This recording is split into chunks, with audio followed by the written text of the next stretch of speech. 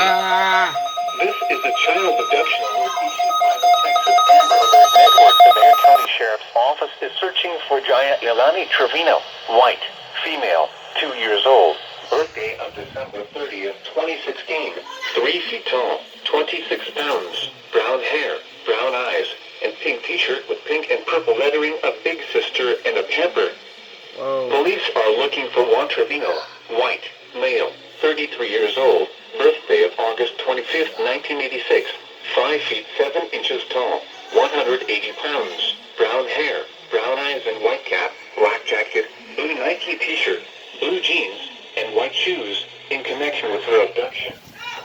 The suspect is driving a black 2014 Nissan Sentra with a Texas license plate number of MKS1273. The suspect was last heard from in San Antonio, Texas. Law enforcement officials believe this child to be in grave or immediate danger. If you have any information regarding this abduction, call the Bexar County Sheriff's Office. News media point of contact is Bexar County Sheriff's Office at 210-300-7028.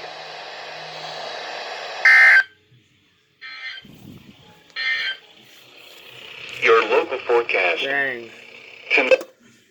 Second time that's outside of my area.